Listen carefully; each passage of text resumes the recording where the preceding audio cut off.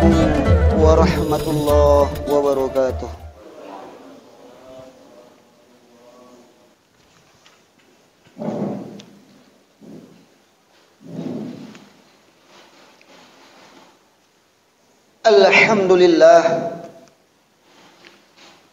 Alhamdulillahilladzi hadana lihada wa ma kunna linahtadiya laula an hadana Allah.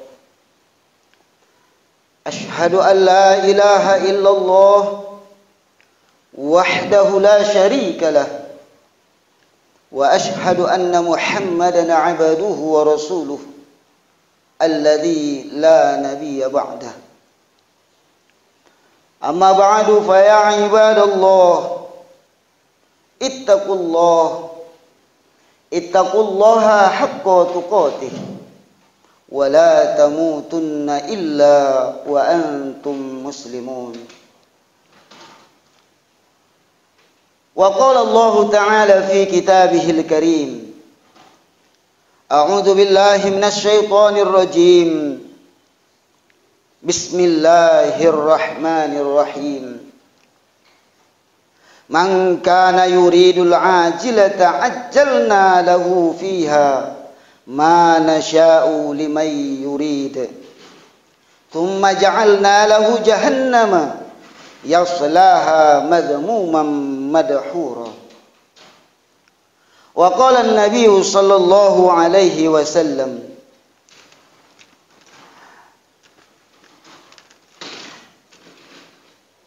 an Abi Sa'id al-Khudri radhiyallahu anhu qala, sami'tu Rasulullah sallallahu alaihi wasallam yaqul, man ra'a minkum munkara falyughayyirhu bi yadihi, fa in lam yastati' fa bi lisanihi, fa in lam yastati' fa bi qalbihi, wa dzalika adhaful iman. Rawahu Muslim. Shadaqallahul azim wa sadaqa rasuluhun nabiyul karim wa nahnu ala dzalika minasy syahidin wasyakirin walhamdulillahi rabbil alamin. Hadirin ma'asyiral muslimin, sidang Jumat yang dirahmati Allah.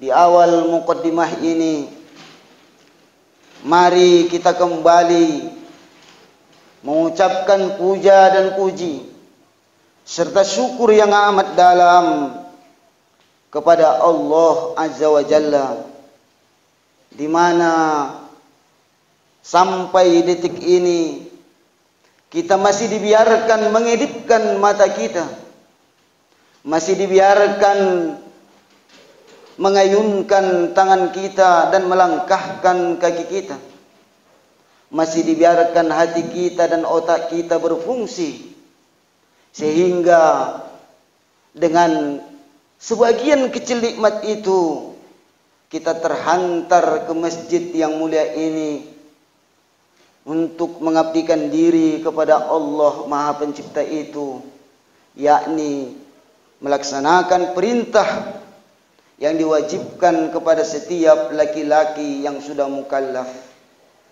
Mudah-mudahan rasa syukur yang kita perbuat hari ini akan berterima di sisi Allah Subhanahu wa taala dan akan tetap menjadikan kita sebagai hambanya sampai akhir hayat kita nanti.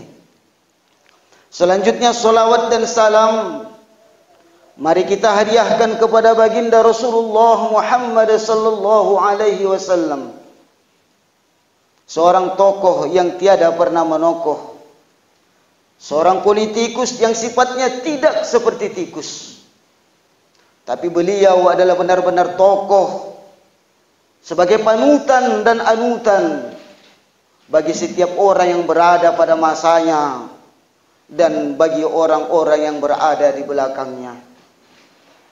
Mudah-mudahan dengan menjadikan Rasulullah Muhammad sallallahu alaihi wasallam sebagai uswatun hasanah bagi diri kita, maka akan selamatlah kita mengarungi kehidupan ini, dan selamat pula lah kita hendaknya di akhirat nanti. saat Allah Subhanahu wa taala meminta pertanggungjawaban kepada kita atas segala apa yang kita lakukan di atas muka bumi ini. Hadirin sidang Jumat yang dirahmati Allah. Selanjutnya dari atas mimbar ini, khotib mengajak diri sendiri dan mengajak diri kita sekalian.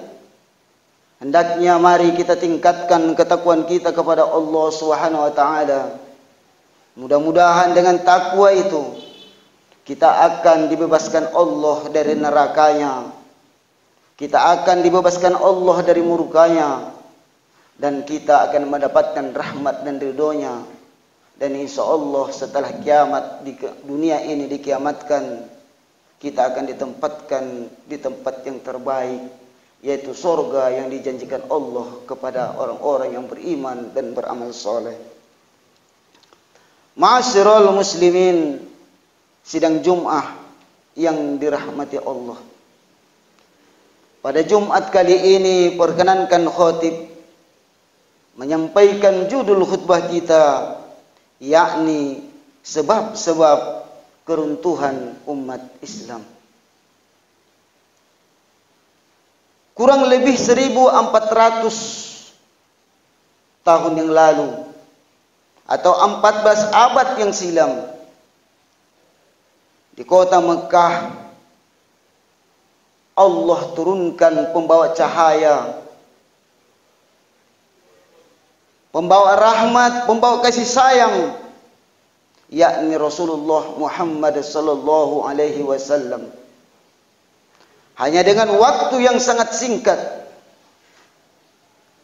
23 tahun lamanya Rasulullah sallallahu alaihi wasallam mendakwahkan Islam, maka cahaya kebenaran itu memancar di seluruh penjuru dunia, baik itu di timur, barat, utara, selatan. Bagian penjuru dunia ini disinari oleh cahaya-cahaya Islam. Beratus-ratus tahun lamanya umat Islam menguasai dunia. Kebaikan kasih sayang tampak di mana-mana, bahkan dikisahkan. Pada saat itu seorang anak gadis membawa uang dan emas berjalan di tengah malam berkilo-kilometer jauhnya, karena keamanan dan kedamaian itu telah terpancar dari Islam. Tak satu orang pun yang dapat mengganggunya. Si gadis tadi selamat sampai ke tujuan tanpa ada yang merampok, yang merampas, dan yang menyamunnya. Namun belakangan ini saudara-saudaraku, tampak sudah detik-detik kehancuran umat Islam. Umat Islam tiada lagi dihargai oleh siapapun. Jangankan orang Islam itu sendiri, jangankan non-Islam itu sendiri, yang Islam pun sudah hampir tidak lagi mempercayai Islam itu sendiri. Yang seharusnya bukan Islam yang membenci Islam, yang seharusnya bukan Islam yang menghina Islam. Akan tetapi pada saat ini justru orang Islam yang saling hina menghina, yang saling menghancurkan, saling menjatuhkan antara satu dengan yang lainnya. Kita lihat pemuda-pemudi kita. Hampir setiap pemuda-pemudi Islam di negeri kita ini, tiada lagi mereka yang berakhlak mulia. Jika kita pemegang HP, tentu pernah kita perhatikan di YouTube. Betapa banyak pemuda-pemudi Islam yang menunjukkan perbuatan-perbuatan yang tak senonoh. Dengan gampang dan tidak ada rasa malu, mereka menampakkan perbuatan-perbuatan maksiat. Mereka bangga dengan apa yang mereka lakukan. Ada pula lagi kita perhatikan garis-garis muslim. Mereka menutup aurat, mereka berhijab. Tapi yang ditampakkan oleh mereka adalah perbuatan-perbuatan yang dilarang oleh agama. Lihat pula pelaku-pelaku ekonomi yang mereka notabene-nya adalah muslim, tetapi mereka yang mengaku sebagai muslim tidak takut mereka untuk mengurangi timbangan, untuk mengurangi takaran, mengambil keuntungan lebih dari 3 kali lipat dari modal dia sendiri. Perhatikan para pejabat-pejabat kita yang muslim, betapa banyak mereka yang mengotori tangan-tangan mereka, betapa banyak mereka yang mengotori ucapan-ucapan mereka, sehingga kadang-kadang tidak sama yang diucapkan dengan yang diperbuatnya. Itulah kerusakan umat Islam saat ini. Apa sebab terjadi kerusakan-kerusakan demikian? Maka di khutbah kali ini izinkan saya menyampaikan sebab-sebab keruntuhan umat Islam. Oleh karena itu, di atas mimbar ini ingin saya sampaikan hadis Rasulullah sallallahu alaihi wasallam yang diriwayatkan oleh Imam Tirmizi. An Abi Hurairah radhiyallahu anhu qala Rasulullah sallallahu alaihi wasallam, "Idza azzamat ummatid dunya nuzi'at minha haibatul Islam." Kata Rasulullah sallallahu alaihi wasallam, apabila umatku telah mengagung-agungkan dunia, idza azzamat ummatid dunya, apabila umatku telah mengagung-agungkan dunia, nujiat minha haibatul Islam, akan tercabutlah daripadanya haibatul Islam, kehebatan umat Islam itu.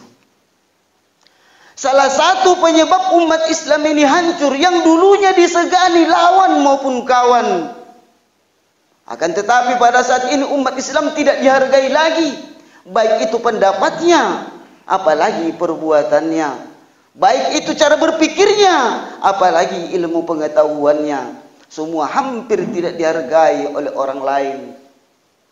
Pertama, sebabnya umat Islam telah cinta kepada dunia. Jika umat Islam sudah terlalu cinta terhadap dunia, dunia telah diletakkan dalam hatinya, maka akan hilanglah rasa malu dari pribadi-pribadi manusia itu. Jika rasa malu sudah hilang, untuk mendapatkan dunia dia akan lakukan apapun yang dia kehendaki. Maka jangan heran bila kita saksikan di media-media massa, termasuk televisi, yang bila kita lihat latar belakang pendidikan mereka, mereka adalah keluaran pesantren-pesantren. Mereka bahkan diagung-agungkan oleh umat. Mereka diberi gelar ulama, ustadz. Tapi suatu kali mereka atau beberapa kali mereka berbuat kesalahan demi kesalahan hanya demi dunia. Mereka jual dunia, mereka jual agama demi dunianya. Padahal kata Allah, la tashtari ayatina thamanan qalila. Jangan engkau perjualbelikan ayat-ayat kami dengan harga yang sangat murah. Dunia ini di hadapan Allah sangatlah murah.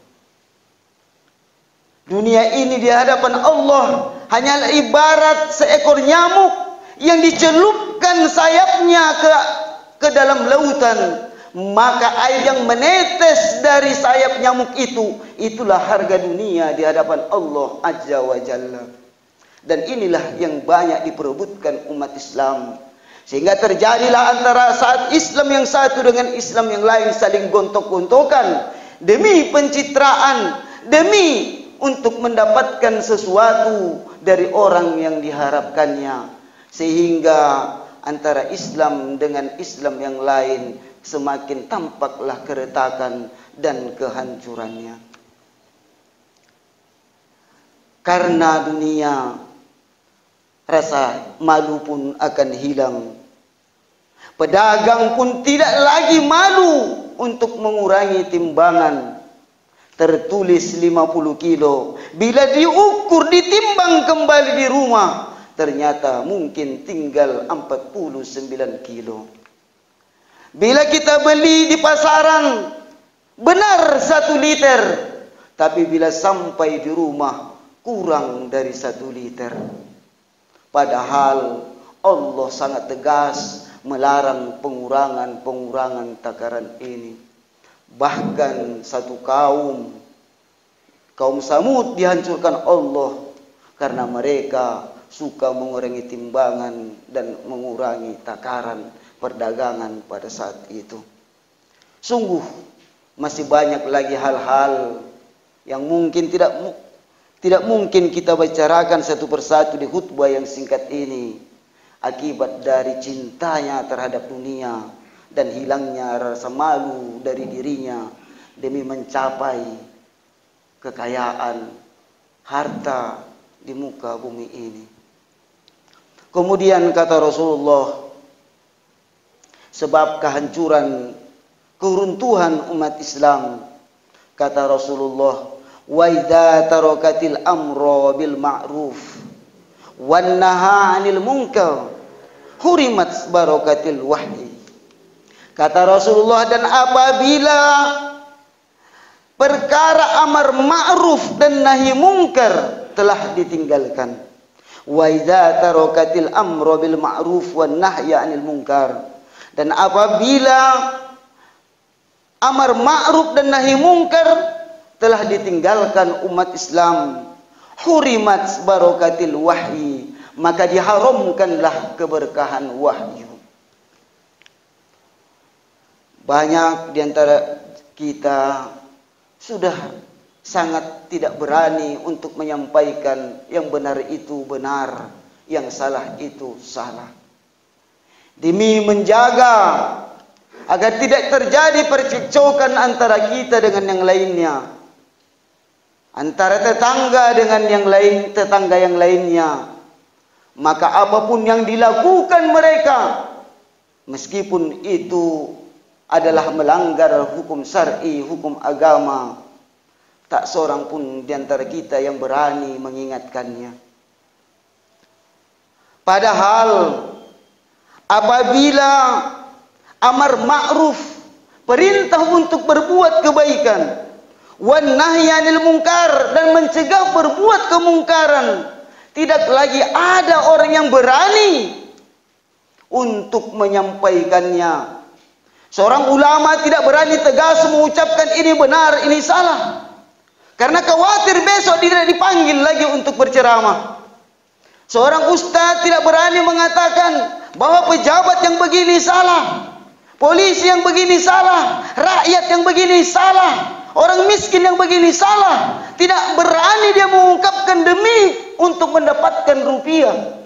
Maka tunggulah kehancuran dunia itu dan keruntuhan umat Islam itu.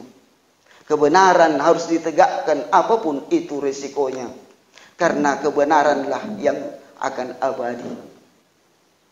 Jika amar ma'ruf nahi munkar tidak lagi kita berani untuk mengungkapkannya, maka Allah haramkan keberkahan wahyu.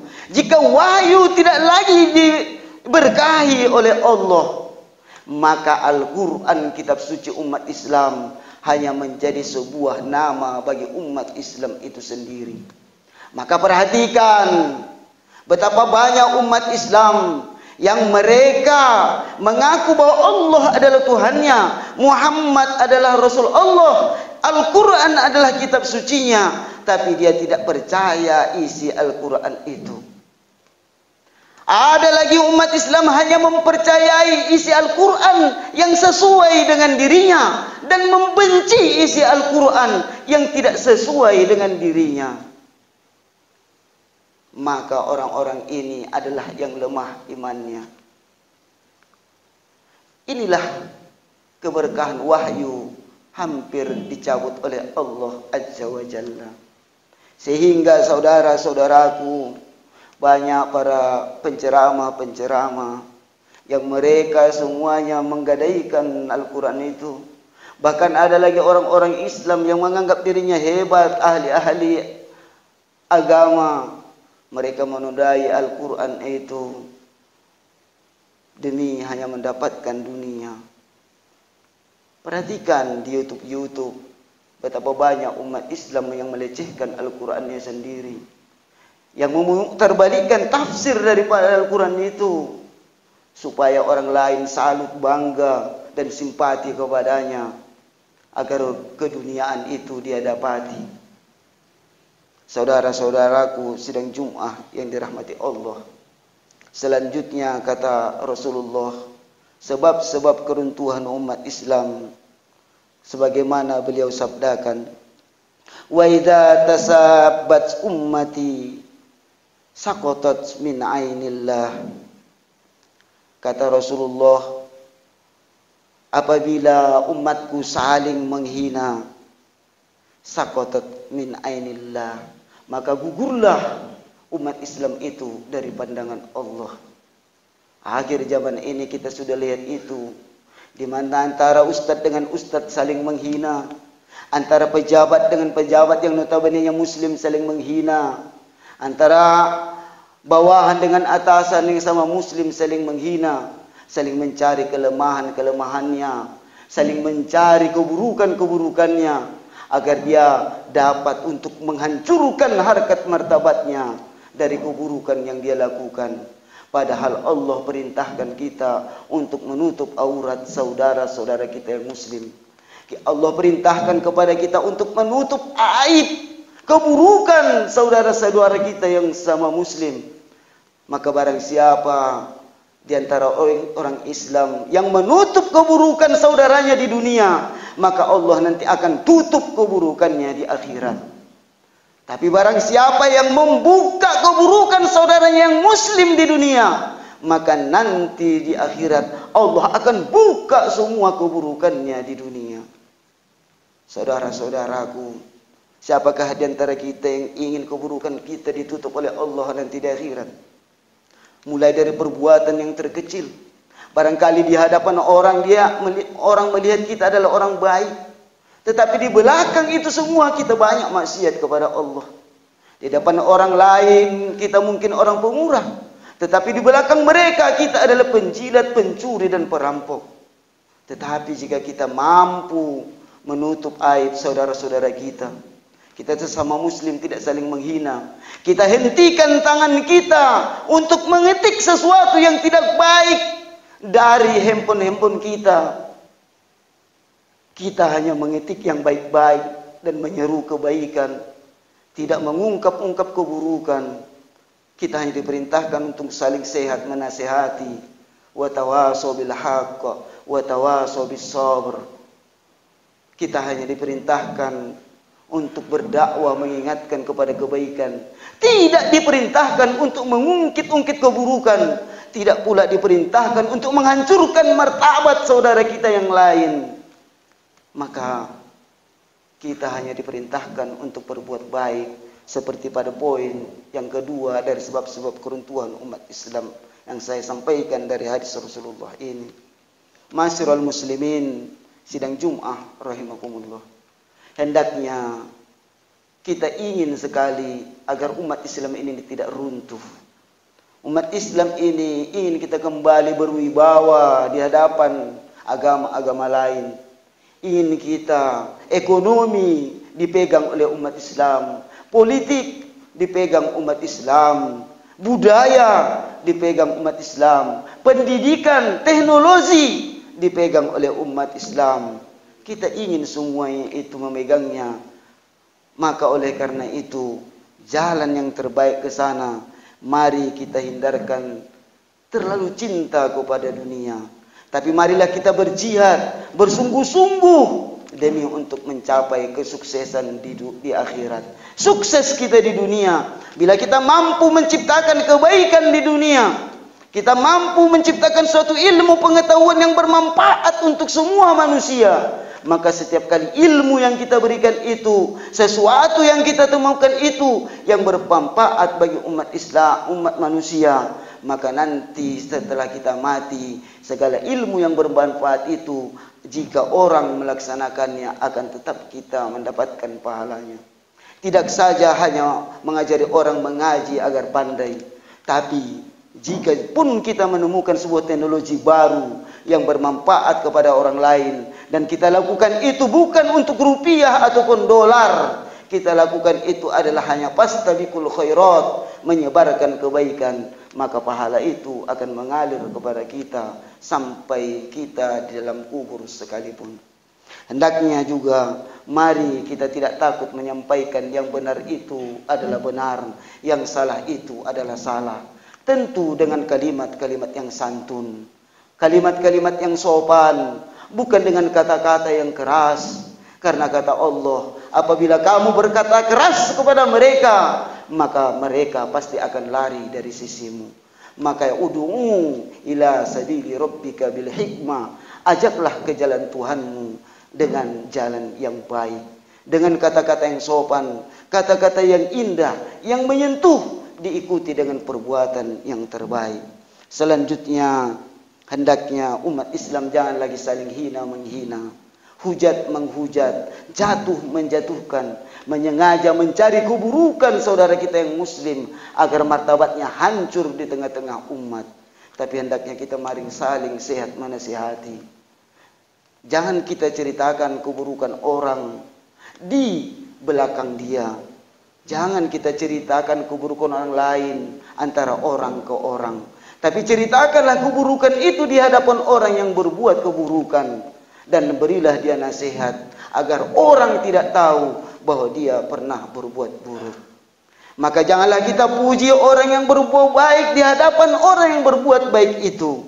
Karena jika kita puji di hadapannya, maka dia akan merasa dirinya hebat, sehingga akan menimbulkan kesombongan bagi dirinya. Jika dia sudah merasa diri hebat, dan jika dia sudah sombong, maka hancurlah segala amalnya karena kesombongannya. Dan kita yang memujinya adalah penyebab dia hancur di hadapan Allah. Hendaknya kita pujilah saudara kita yang baik itu di belakangnya, kepada orang per orang tanpa diketahuinya, sehingga tanpa disadari orang yang berbuat baik itu, dia mulia di hadapan orang lain, tanpa dia minta orang lain memuliakannya, karena kita menceritakan kebaikannya bukan kepada dirinya, tetapi kepada orang per orang di belakangnya. Demikianlah khutbah kali ini yang dapat saya sampaikan. Mudah-mudahan khutbah ini bermanfaat bagi diri hamba sendiri dan bermanfaat bagi kita semua. Dan semoga umat Islam ke depan akan lebih jaya, akan lebih kuat, dan akan lebih terhormat bila kita berpegang teguh kepada Al-Quranul Karim dan sunnahnya Rasulullah sallallahu alaihi wasallam. Barakallahu li wa lakum fil Qur'anil azim wa nafa'ni wa iyyakum bima fihi minal ayati wa dzikril hakim wa taqabbala minni wa minkum tilawatahu innahu wal ghafurur rahim.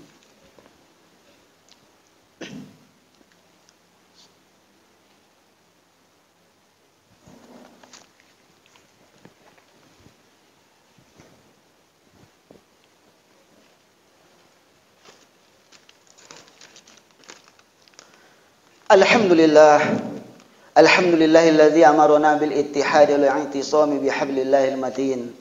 Asyhadu an la ilaha illallah wahdahu la syarika lah wa asyhadu anna Muhammadan abduhu wa rasuluh. Allahumma shalli ala sayyidina Muhammad wa ala ali sayyidina Muhammad. Amma ba'du fa ya ibadallah usikum wa iyaya bittaqwallah faqad fazal muttaqun. Wa qala Allah ta'ala fi kitabihil karim, inna Allaha wa malaikatahu yusalluna 'alan nabi ya ayyuhalladzina amanu sallu 'alaihi wa sallimu taslima. Allahumma salli 'ala sayyidina Muhammad wa 'ala ali sayyidina Muhammad wa sallim wa radallahu tabaraka wa ta'ala an kulli sahabati Rasulillah ajma'in. Allahumma ghafir lil mu'minina wal mu'minat wal muslimina wal muslimat al ahya'i minhum wal amwat birahmatika ya arhamar rahimin. Allahumma barik lana ya Allah warhamna ya arhamar rahimin waghfir lana ya ghafurur rahim. Allahumma ja'al min kulli baldati hadza Indonesia min baladil mutmainnah wa sakinah wa mawaddah ya arhamar rahim. Allahumma arhamna warhamna ya arhamar rahimin. Rabbana atina fid dunya hasanah wa fil akhirati hasanah wa qina azaban nar. Walhamdulillahi rabbil alamin. Ibadallah, innallaha ya'murukum bil 'adli wal ihsan wa ita'i dzil qurba wa yanha 'anil fahsya'i wal munkar wal baghi ya'izukum la'allakum tadhakkarun. Fadhkurullahal 'azim yadhkurkum washkuruhu 'ala ni'amihi yazidkum wa la dzikrullahi akbar. Aqimus shalah. Thank